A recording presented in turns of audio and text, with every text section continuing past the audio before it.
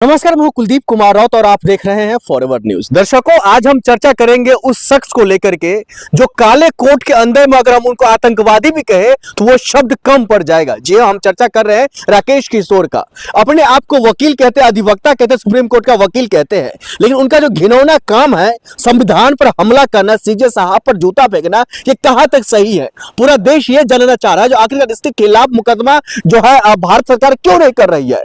गृह मंत्री अमित शाह जी क्यों नहीं कह रहे हैं जो इनके खिलाफ मुकदमा करो? कानून मंत्री कहां छुपा हुआ है? ये तमाम देश की जनता जानना चाहता है। इसी पर चर्चा करेंगे। हमारे साथ पूजा जी जुड़ी हुई है, सोशल एक्टिविस्ट है, पत्रकार है, तमाम मुद्दों पर बेबाकी से अपना बयान रखती है। मैम, आपका बहुत बहुत स्वागत है फॉरवर्ड न्यूज पर। सवाल यही है, आखिरकार जो काले कोट के अंदर में गुंडे अगर कहना शब्द कम है, उन पर कार्रवाई कब होगी राकेश किशोर पर? इन जैसे जो गुंडे घूम रहे हैं ना, जो न्यायालयों में भी बैठ गए हैं और जगह जगह पर जो रैलियां निकालते हैं, ये उस गुंडे से कम नहीं है। बस फर्क इतना है कि इन्होंने काला कोट पहन लिया है और उस व्यवस्था के अंदर घुस गए हैं चापलूसी करके।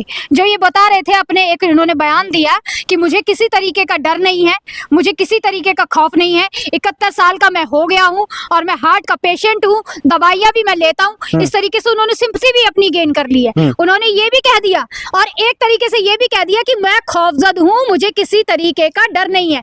ऐसे लोगों को जो न्याय व्यवस्था में घुस के बैठ गए हैं, ऐसे लोगों के ऊपर एनएसए लगना चाहिए, ऐसे लोगों के ऊपर आतंकवादी जैसे कानून जो है लगने चाहिए। लेकिन नहीं, कानून मंत्री क्या कर रहा है?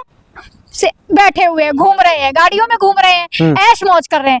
हमारे जो गृह मंत्री हैं अमित शाह जी से भी मेरा सवाल है, अमित शाह जी क्या कर रहे हैं? गृह मंत्री, देश की सुरक्षा उन्हीं के हाथों में है ना। लेकिन नहीं, उनको तो इंसान की सुरक्षा की बात ही नहीं है, उनको दूर दूर तक तो देश की सुरक्षा की तो छोड़ ही दीजिए। पहलगाम में क्या हुआ, उस पर भी उनसे सवाल पूछा जाए तो वो नीलबट्टा सन्नाटा ही आया है। और इस पर भी अगर उनसे सवाल पूछा जाएगा तो नीलबट्टा सन्नाटा ही आ रहा है।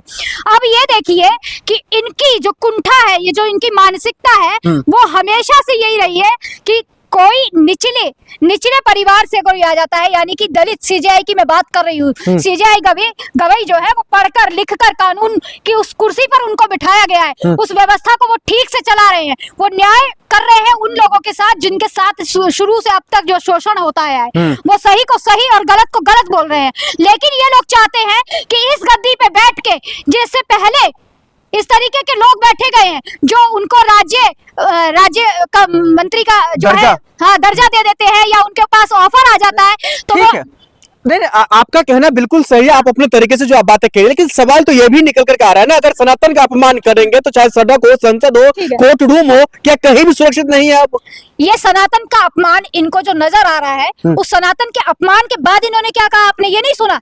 उन्होंने ये कहा कि बाबा योगी के बुलडोजर का भी वो विरोध कर रहे हैं। क्यों भाई? बुलडोजर कहां से न्याय हो गया? कानून नहीं है, संविधान नहीं है, कानून व्यवस्था नहीं है, न्यायपालिका नहीं है, कोर्ट नहीं है, न्यायाधीश नहीं है, या कोई भी नहीं है इनसे आगे बढ़ा। ये संघी मानसिकता के हैं, ये दंगी मानसिकता के लोग हैं जो हमेशा से चाहते हैं कि दंगे फसाद से ही हर चीज को कार्रवाई होगा। तो किस तरीके से और कैसे कार्रवाई आप लोग चाहते हैं? ये जो बोल रहे हैं सनातन को बचाने के लिए ही बस इनकी ये जो कुंठा है, वो बोल रहे थे कि ये मैं बहुत टाइम से सोच रहा था, बहुत टाइम से मेरे दिमाग में आ रहा था, जब वो विष्णु भगवान का इस तरीके से अपमान कर रहे थे, मेडिटेशन की बात कर रहे थे, तो मुझे बहुत गुस्सा आ रहा था। यानी ये बहुत दिनों से प्री प्लान था। उनको गुस्सा उस चीज का नहीं था, उनको गुस्सा था दलित सीजेआई की उस गद्दी पे बैठने का। उनको गुस्सा था कि उस समुदाय से आके इस गद्दी पे बैठ के न्याय कैसे की जाति धर्म कब से होने लग गया? वो तो नया मूर्ति है। हाँ, जाति धर्म तो ये लोग बता रहे हैं ना, यही इनके अंदर की और पीछे की मानसिकता है, कुंठित जो है इनके मन में चलता है ना, यही कुंठा है इनके मन में कि इस तरीके का व्यक्ति इस कोट को पहन के कैसे बैठ गया।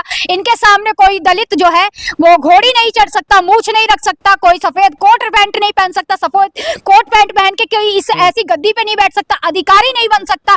ये लोग यही तो चाहते हैं, इसीलिए इस तरीके के दो कौड़ी के पत्रकार जो है सामने आ जाते हैं और इनका समर्थन करने लगते हैं।